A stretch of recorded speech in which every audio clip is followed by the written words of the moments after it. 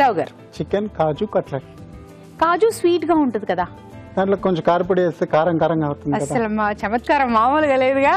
Okay, అయితే so ఏంటది కాజు chicken కాజు కట్లెట్. చికెన్ కాజు కట్లెట్. మరి దానికి కావాల్సిన పదార్థాలు ఏమిటో చూద్దామా. చికెన్ కాజు కట్లెట్ కావాల్సిన పదార్థాలు: బోన్లెస్ చికెన్ 1/2 కిలో, జీడిపప్పు 1/2 కప్పు, జీలకర్ర 1 టీ స్పూన్, అల్లం వెల్లుల్లి పేస్ట్ 1 టీ స్పూన్, ఉప్పు తగినంత, కారం తగినంత, శనగపిండి 1/2 కప్పు, బ్రెడ్ పౌడర్ కొద్దిగా, కొత్తిమీర కొద్దిగా, గరం మసాలా 1 టీ స్పూన్, ధనియాల పొడి 1 టీ స్పూన్, జీలకర్ర పొడి 1 టీ స్పూన్, పసుపు చిటికెడు, నూనె డీప్ ఫ్రై కి సరిపడా, కోడిగుడ్డు 1, మైదా 2 టేబుల్ స్పూన్లు. కావాల్సిన పదార్థాలు చూసారు కదా, మరి స్టార్ట్ చేసేద్దాం. రావు గారు,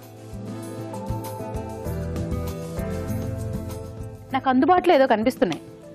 తెలుసండి, కాజు ఈ ఫేవరెట్ అన్నమాట. ఫస్ట్ నూనె. సో ఫస్ట్ ఏంటంటే మనం కొంచెం కాజుని లైట్ గా ఫ్రై చేసుకుందాం. సో దానివల్ల మీకు క్రిస్పీనెస్ ఉంటుంది అనమాట.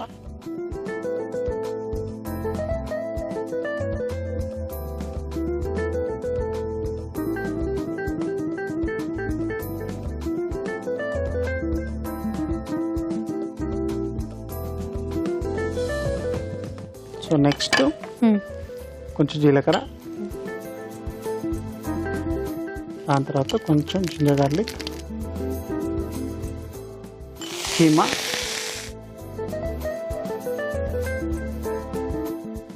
కీమా రానేనా? అవునండి, అవును రాను. మీకు ఇవి చేసి చేసి బాగా అలవాటు అయిపోతుంది. అంటే ఏ వేస్తే ఎంతసేపటికి అది ఉడుకుతుంది, ఎంతసేపటికి అవుతుంది అనేది కూడా. కొంచెం ఉప్పు, కారం. సో ఇలా ఇప్పుడు వేస్తే కలిసిపోతుందండి, అది అక్కడక్కడ ఆగిపోతుంది. చూపిస్తాను కదా మీకు. వాటర్ వేస్తారా ఎండు కంపెనీ?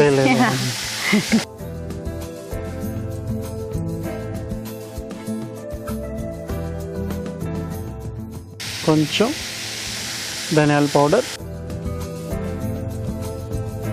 కొంచెం జీలకర్ర పౌడర్,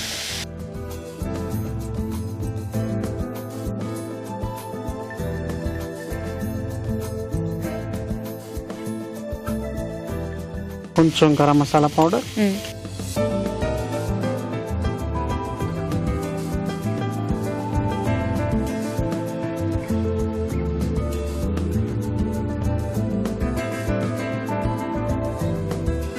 ఇప్పుడు కొంచెం మనం తీసి సైడ్లో చల్లార్చేప్పుడు కొంచెం చాప్ చేసుకుందాం.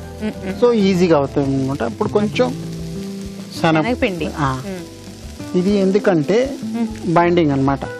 ఓకే,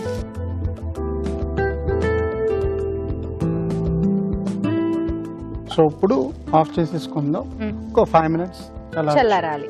5 మినిట్స్ చల్లారాలి కాబట్టి ఈ లోపు మీకోసం ఒక మంచి చిట్కా.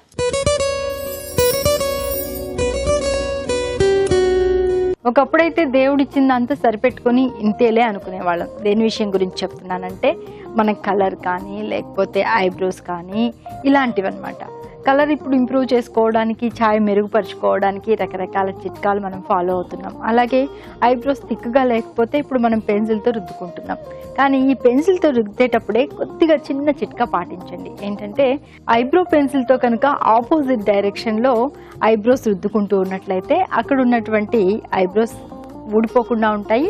అలాగే ఆ షేప్ అనేది కూడా చక్కగా వస్తుంది. సో ఇప్పుడు చల్లారింది కదండి.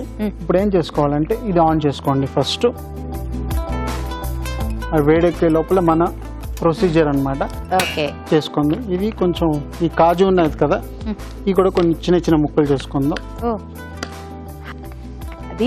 అదేంటో ప్రాణానికి ఎంత డైట్ చేద్దాము అవి ఇవి అని అనుకున్నా కూడా కొన్ని సందర్భాల్లో కదా, అఫ్కోర్స్ నేను ఇక్కడ ఉంటున్నాను, మన వ్యూవర్స్ కూడా అలాగే అనుకుంటుంటారు. అలా నాలుగు ఆగాలి కదండి. మా అమ్మ నాకు కనిపించకుండా ఉండే ప్లేస్ లో పెట్టినా బాగుండు, డీప్ ఫ్రీజర్ లోనే అక్కడ పెడతారు. ఏమైపోతుంది, కనిపిస్తుంది కదా, ఒక 4 రోజులకి ప్యాకెట్ మాయమైపోద్ది. అంతే, మళ్ళీ తగ్గాలి, ఒళ్ళు తగ్గాలి డైటింగ్ లో. అంటే ఎక్కడ మరి ఇలాగ మీరు నోరు నుంచేటట్టు ఏమైనా చేసి చూపించారనుకోండి, ఎక్కడ ఆగుతాం కదా. అందుకని ఫుడ్ కొంచెం దూరంగా ఉండాలి. ఇది కొంచెం చాప్ చేసుకుందండి. ఓకే,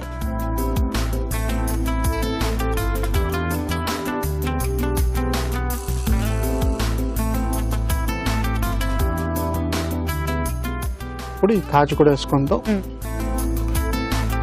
అది బాగా గట్టిగా కలిపేయాలి మొత్తం అంతా. కలిపేయాలన్నమాట.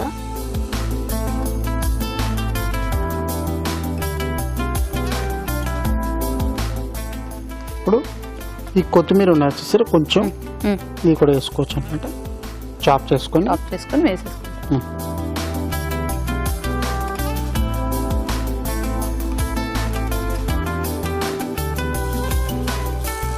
సో ఇంగ్రీడియంట్స్ ఏంటంటే ఒక 3 మాత్రమే బయట ఉన్నాయి, మిగతా అన్ని కలిసిపోయి. అవునండి, ఇవన్నీ కోటింగ్స్ అనమాట. ఓకే, ఇది మీరు రెడీగా చేసి పెట్టుకుంటే ఎప్పుడు కావాలంటే అప్పుడు వంటలు చేసుకొని మీరు ఈ కోటింగ్స్ చేసుకోవచ్చు. ఓకే, సో వెంటనే అలా ఫ్రిడ్జ్ లోంచి తీసి కాసేపు తర్వాత చేసేయచ్చు. ఎస్, సో ఇది ఈజీ అనమాట.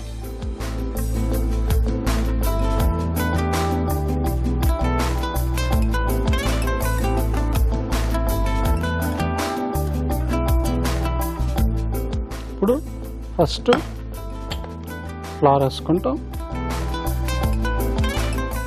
మొక్కజొన్న పిండి లేదండి, కాదు, మైదా.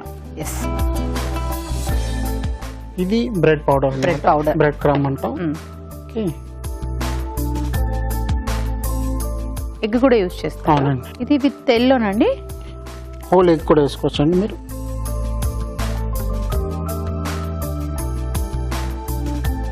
నూనె వేడైందండి చూడండి. మీరంటే ఒక పిండి వేసి చూసి వేడెక్కిపోయింది అంటారు, నేను ఇలా చూసి వేడెక్కిందని అంటాను. సో ఫస్ట్ ఇది చేసుకోవాలన్నమాట ఇలాగా. దాని తర్వాత ఎగ్లో ముంచి అంతే చాలా పిండి అలా చాలండి. యాక్చువల్లీ ఈ పిండి ఏంటి ఎందుకంటే ఈ ఎగ్ కోటింగ్ అవడానికి మీకు. ఇప్పుడు ఇది డ్రైగా ఉంటుంది కదా, దీంట్లో మీకు ఇది కోటింగ్ సరిగా ఉంటుంది. ఈ పిండి ఉంటే కరెక్ట్గా డ్రైనెస్కి ఇంకా పట్టుకుంటుంది అనమాట.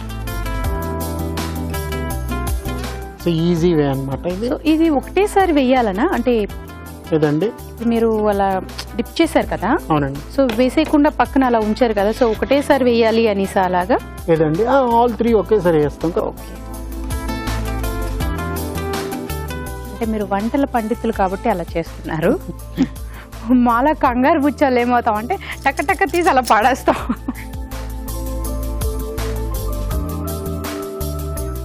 బ్రేక్ అవుతుంది అదంటే ఎందుకంటే మనకు కాజు కావాలంటే కొంచెం పెద్ద పీసెస్గా వేస్తాం కదా, దానివల్ల అనమాట. సో ఇంకా దాన్ని చాప్ చేసుకోవాలా? కాజు చేసుకోవచ్చు, కానీ మీకు నోట్లో తగలదు కదా. తగలదు మరి ఇలాగా బ్రేక్ చేసి దాగుతుంది. ఏం లేదండి, కొంచెం బాగా ప్రెస్ చేసి లోపల పెట్టాలన్నమాట. దానివల్ల మీకు కరెక్ట్గా బాగా దాన్ని ఒత్తుకోవాలి అలాగా. అంతే.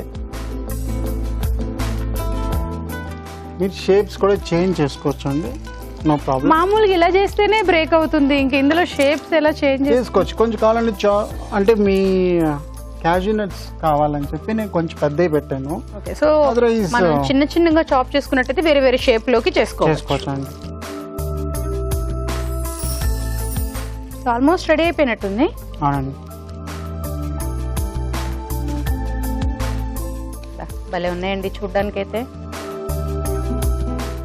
సో ఈ క్రాక్స్ ఎందుకంటే మీ క్యాష్యూ నట్ వల్ల అండి.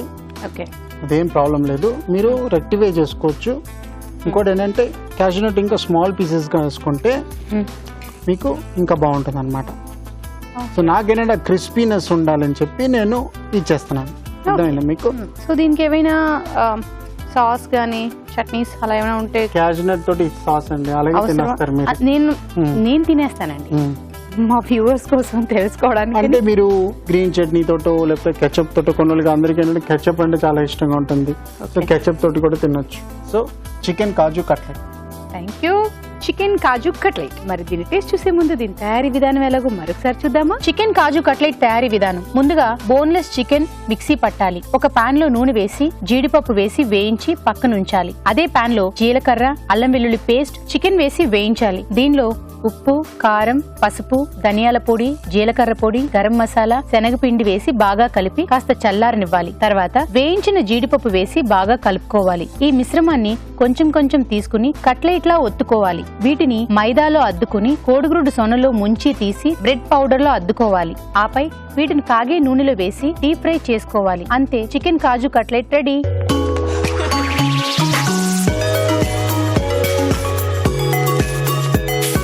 ఓకే, క్యాష్యూ నట్ తోటి తినండి. అప్పుడే చికెన్ క్యాష్యూ కట్లెట్ కదా. అసలు ఎప్పుడు నేను తిన్నాక తింటారు రావు గారు, ఈసారి చూసారా రావు గారు ముందున్నారు. మీరు అన్నట్టుగా కాజు పెద్దగా ఉండడం వల్ల అవి తగులుతున్నాయి, మరి చిన్నగా ఉంటే కలిసిపోతాయేమో. అంటే మజా ఉండదు అంతగా, కానీ కావాలని ఇంకా కొంచెం చిన్నగా చేసుకోవచ్చు. నేను ఎందుకంటే మీకు ఇష్టం అని చెప్పి కొంచెం పెద్దగా వేస్తాను అనమాట. సో కలిపేప్పుడు ఏమైందంటే కొన్ని ఎక్కువ చేస్తే కూడా మీకు ఆ కట్లెట్ విడిపోతాయి. సో మీరు కొంచెం ఇది చూసుకొని మేనేజ్ చేసుకొని బాగా ఉండలని బాగా చేసుకొని చేసుకోవచ్చు. సో నిజంగానే నా కోసం పెద్దగా వేసారంటున్నారు కానీ నిజంగా చాలా బాగుంది. ఇంకో ఐడియా ఏంటంటే మీ ఇప్పుడు దీంట్లో లోపల చిన్నగా వేసుకొని పెద్ద కాజు పైన మీకు పైన ఒత్తిసి అలా కూడా ఫ్రై చేయొచ్చు. ఓకే, అలా కూడా చేసుకోవచ్చు. సో గార్నిష్ చేసుకోవడం అలా కూడా చేసుకోవచ్చు. చేసుకోవచ్చు. So thank you so much అండి. థ్యాంక్ యూ అండి.